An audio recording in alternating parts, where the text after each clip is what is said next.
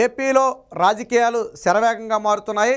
గత కొద్ది రోజులుగా పాపం జగన్మోహన్ రెడ్డికి కంటి మీద కునుకులేని పరిస్థితి. ఎందుకంటే పార్టీలో ఎవరు ఎప్పుడు ఉంటారో, ఎవరు జంప్ అవుతారో తెలియని పరిస్థితి. ఒక పక్క అసంతృప్తి నేతలను సంతృప్తి పరిచేలోపు ఇతర నేతలు పార్టీ నుంచి జంప్ అయిపోయే పరిస్థితి. సో ఇలాగా గత కొద్ది రోజులుగా జగన్మోహన్ రెడ్డి అయితే తీవ్ర ఇబ్బందులు ఎదుర్కొంటున్నారు. అలాంటి జగన్మోహన్ రెడ్డికి మరొక గట్టి షాక్ తగిలిందని చెప్పొచ్చు. అదే ముద్రగడ్డ పద్మనాభం. ముద్రగడ్డ పద్మనాభం అనే వ్యక్తి వైసీపీ నేత కాకపోయినప్పటికీ కూడా 2019లో జగన్మోహన్ రెడ్డి గెలుపులో కొద్దో గొప్ప కృషి చేసిన వ్యక్తి, అందులో ఎటువంటి సందేహం లేదు. పైగా టీడీపీ జనసేన పొత్తు ప్రకటించిన తరువాత కాపు సామాజిక వర్గం ఓట్లు చీల్చడం కోసం ముద్రగడ్డ పద్మనాభాన్ని ఒక ఆయుధంగా వాడాలని చెప్పి జగన్మోహన్ రెడ్డి విశ్వ ప్రయత్నం చేశాడు. సో ఎంతో కొంత కొద్దో గొప్ప కాపు సామాజిక వర్గాన్ని ప్రభావితం చేయగలిగిన నేతల్లో ముద్రగడ్డ పద్మనాభం ఒకరు. ఆయన ఏమి చిన్న చితకా నేత కాదు, మాజీ మంత్రి, అలాగే కాపు ఉద్యమ నేతగా పేరొందినటువంటి నేత. ఒకనొక దశలో కాపు ఉద్యమాన్ని లేవనెత్తింది కూడా ఈయనే. అయితే జగన్మోహన్ రెడ్డి ఆశలన్నీ కూడా ఇప్పుడు అడి ఆశలుగా మారాయి. ఎందుకనంటే ఈయన టీడీపీ లేదా జనసేన ఈ రెండిట్లో ఒక దాంట్లో చేరటం అయితే ఖాయం. ఒక రోజు 2 రోజులు ఆలస్యం కావచ్చు, బట్ ఏదో ఒక పార్టీలో చేరటం ఖాయం. కానీ ఏ పార్టీ అనేది ప్రస్తుతానికి స్పష్టత లేదు. ఎందుకంటే తెలుగుదేశం పార్టీ నుంచి జ్యోతిల నెహ్రూ ముద్రగడ్డ పద్మనాభాన్ని కలిసి తెలుగుదేశం పార్టీలోకి ఆహ్వానించడం జరిగింది. చంద్రబాబు గారి అధ్యక్షతన తెలుగుదేశం పార్టీలో పనిచేసి ఆయన ముఖ్యమంత్రి చేయడానికి కృషి చేయాలని చెప్పి ఆయన అయితే కోరటం జరిగింది. ఇక ఇదే సమయంలో జనసేన కూడా ముద్రగడ్డ పద్మనాభాన్ని ఆహ్వానించడం జరిగింది. తాడేపల్లిగూడెం జనసేన నేత అయినటువంటి బొలిశెట్టి శ్రీనివాసు ఆయన్ని కలిసి పార్టీలోకి ఆహ్వానించారు. పవన్ కళ్యాణ్ని 1-2 రోజుల్లో కలిసే అవకాశం ఉంది, ముద్రగడ్డ భేటీ అయ్యే అవకాశం ఉందని చెప్పి కూడా వాళ్ళే చెప్పడం జరిగింది.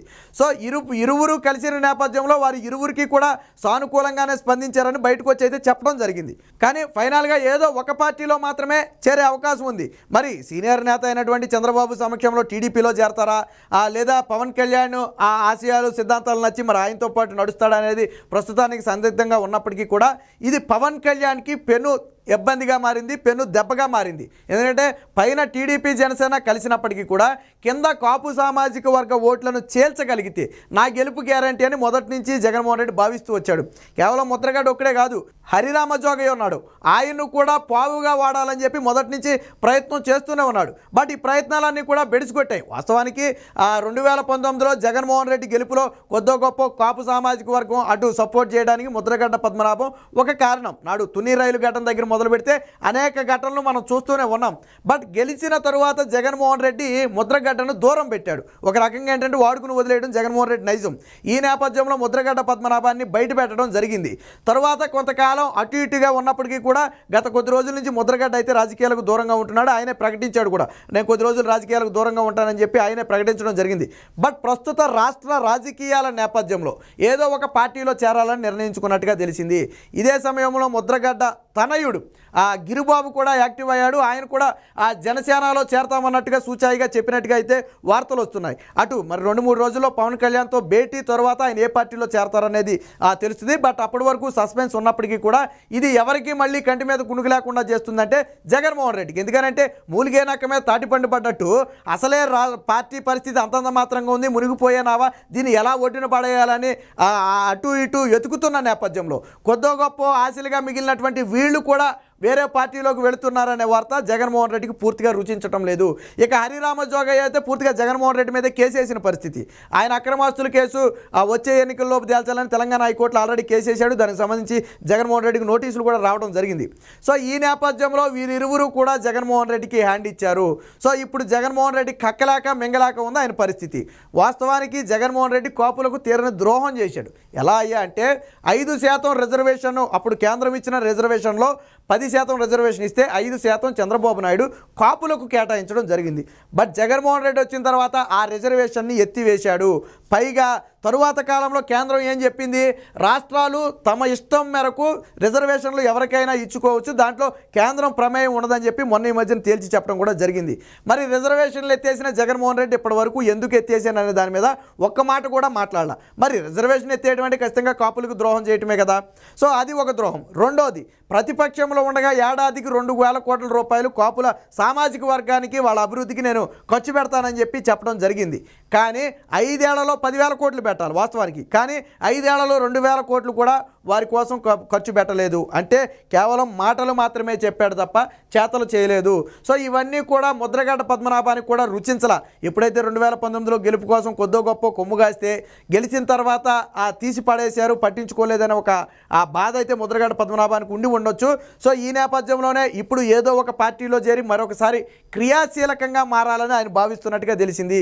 ఇక 2 రోజుల్లో పవన్ కళ్యాణ్తో ముద్రగడ్డ భేటీ కాబోతున్నారని చెప్పి అదే బొలిశెట్టి శ్రీనివాస్ అయితే చెప్పడం జరిగింది. ఇక ఇదే సమయంలో ముద్రగడ్డ కోరితే జనసేన నుంచి ఎక్కడ కోరితే అక్కడ టికెట్ ఇవ్వడానికి కూడా జనసేన పార్టీ సిద్ధంగా ఉందని చెప్పి ఆ నేతలు ఇప్పటికే ప్రకటించడం జరిగింది. అలాగే గిరిబాబు కూడా జనసేన కీలక నేతలతో టచ్లో కూడా వెళ్ళినట్టుగా తెలిసింది. అయితే జ్యోతుల నెహ్రూ కూడా వెళ్ళి ముందుగా మాట్లాడటం జరిగింది. జ్యోతుల నెహ్రూని ఆహ్వానాన్ని కూడా ముద్రగడ్డ మన్నించారు. త్వరలోనే ఒక మంచి నిర్ణయాన్ని చెబుతారని చెప్పి స్వయంగా జ్యోతుల నెహ్రూయే చెప్పడం జరిగింది. అయితే అటు వైసీపీలోకి అటు జనసేనలోకి వెళ్తారా ఇటు టీడీపీలోకి వెళ్తారా అనేది ప్రస్తుతానికి సందిగ్ధం. బట్ ఎటు వెళ్ళినప్పటికీ కూడా ప్రస్తుతానికి వచ్చిన ఇబ్బంది లేదు. ఎందుకంటే ఈ 2 పార్టీలు ఇప్పుడు ఎన్నికల వరకు మాత్రం పొత్తు మీద ఉన్నాయి. సో తర్వాత ఏం జరుగుతుంది అనేది పక్కన పెడదాం.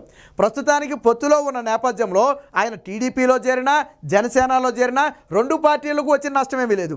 కానీ ఎవరు నష్టపోతున్నారు అంటే జగన్మోహన్ రెడ్డి నష్టపోతున్నాడు. ఈ 2 పార్టీల్లో చేరకుండా ఆయన తటస్థంగా ఉన్నా పర్లా, ఎందుకంటే కొద్దో గొప్ప సైలెంట్గా ఉంటుంది. బట్ ఆయన చేరాడు అంటే ఆయనతో పాటు కొంత సామాజిక వర్గానికి చెందిన ఓటు బ్యాంకు కూడా ఇటు చీలే అవకాశం ఉంది. అది జగన్మోహన్ రెడ్డికి ప్రధానంగా మైనస్ అయ్యే అవకాశం ఉంది. అందుకనే ఆయన తటస్థంగా ఉన్న ఇబ్బంది లేదు. కానీ ఏదో ఒక పార్టీలో చేరటం అనేది వైసీపీకి ఇబ్బందికర పరిస్థితికి అయితే జగన్మోహన్ రెడ్డి అయితే భావిస్తున్నాడు. అందుకే అన్నది మూలిగే నకమే తాటిపండు పడిందని చెప్పి పార్టీలోకి ఎంతమంది వెళ్ళిపోయారో లెక్కేసుకునే లోపే ఇప్పుడు ముద్రగడ్డ పద్మనాభం రూపంలో మరొక షాక్ తగిలింది. ప్రధానంగా ఇప్పుడు జగన్మోహన్ రెడ్డిని భయపెడుతున్నది ఏంటంటే పవన్ కళ్యాణ్ పొత్తు. ఆ సామాజిక వర్గం ఓటు బ్యాంకు మొత్తం కూడా ఇప్పుడు తెలుగుదేశం పార్టీకి యాడ్ అయితే అది అదనపు బలంగా మారుతుంది. వాస్తవానికి తెలుగుదేశం పార్టీ గతంతో పోలిస్తే బలపడిన మాట వాస్తవం. బట్ బలానికి అదనపు బలం జనసేన అయింది. ఆ కాపు సామాజిక వర్గం ఓటు అయింది. ఆ ఓటును చేల్చడం కోసం జగన్మోహన్ రెడ్డి చేయని ప్రయత్నమే లేదు. అసలు పవన్ కళ్యాణ్ మీద ఎన్ని విమర్శలు చేసి ఆ కాపులు అంటే మీరెప్పుడు నాయకులు గారా, మీరు ఒకరికి ఊడిగం చేస్తారా అని అంటే ఒక రకంగా పొలలు పెట్టే పరిస్థితి. క్షేత్రస్థాయిలో అభిమానులు కూడా ఏమనుకుంటారంటే జగన్మోహన్ రెడ్డి ఏంటి ఇలా మాట్లాడుతున్నాడు నిజమేనేమో అనుకుంటారు. బట్ పవన్ కళ్యాణ్ ముందు చూపుతూ ఆలోచించాడు. ఫస్ట్ ఆయన రాష్ట్ర భవిష్యత్తు, తరువాత పార్టీలు. ఆ ఉద్దేశంతోనే టీడీపీ జనసేన కలిసాయి. అంతేగాని ముఖ్యమంత్రి పదవి నాకు కావాలని కానీ లేదా ఈ రకమైన ఎలిగేషన్స్ అసలు వాళ్ళ మధ్య రాలా. కాకపోతే క్షేత్రస్థాయిలో కార్యకర్తల మధ్య లేదా నాయకుల మధ్య ఇలాంటి మనస్పర్ధలు వచ్చే విధంగా ప్రవర్తిస్తుందే వైసీపీ పార్టీ. అందుకే వాళ్ళు చూడండి, వైసీపీ పార్టీలో లెగిస్తే ప్రతి ఒక్కరు కూడా పవన్ కళ్యాణ్నే విమర్శిస్తారు. టీడీపీని ఒకసారి విమర్శిస్తే పవన్ కళ్యాణ్ని 2 సార్లు విమర్శిస్తారు. ఎందుకని? పవన్ కళ్యాణ్ అనే వ్యక్తి చంద్రబాబు కమ్ముడు పోయాడనో లేకపోతే చంద్రబాబుకి ఊడిగం చేస్తున్నాడనో సో ఈ రకమైన మాటలు మాట్లాడితే క్షేత్రస్థాయిలో మనోభావాలు దెబ్బతింటే వాళ్ళు ఖచ్చితంగా యాంటీ అవుతారనే ఒక ఉద్దేశం జగన్మోహన్ రెడ్డిది. బట్ ఇక్కడ జనసేన అయినా టీడీపీ అయినా ఆలోచించాల్సిన విషయం ఒకటే, వాళ్ళు మొదటగా పార్టీల గురించి ఆలోచించలేదు. ఈ విషయం పవన్ కళ్యాణ్ చెప్పారు, చంద్రబాబు చెప్పారు. మొదట పార్టీలు కాదు, మొదట రాష్ట్ర ప్రజల భవిష్యత్తు, ఆ తర్వాతే పార్టీలు. ఈరోజు ఉమ్మడిగా ఉండొచ్చు, వచ్చే ఎన్నికల్లో ఎవరికి వాళ్ళు పోటీ చేయొచ్చు, అది వేరే విషయం. 2014లో మద్దతు ఇచ్చారు, 2019లో విడిగా పోటీ చేశారు కదా. సో ఇప్పుడు మళ్ళీ రాష్ట్ర భవిష్యత్తు దృష్ట్యా మరొకసారి కలవాల్సి వచ్చింది. ఎందుకు కలవాల్సి వచ్చింది అనేది మీరు ఆలోచించుకోవాలి. ఈ 4 ఏళ్లలో ఏం జరిగిందనేది మీకు తెలియాలి. సో కాబట్టి జగన్మోహన్ రెడ్డి విశ్వ ప్రయత్నం చేస్తున్నాడు. వీరి ఇరువురి మధ్య పొలలు పెట్టే ప్రయత్నం.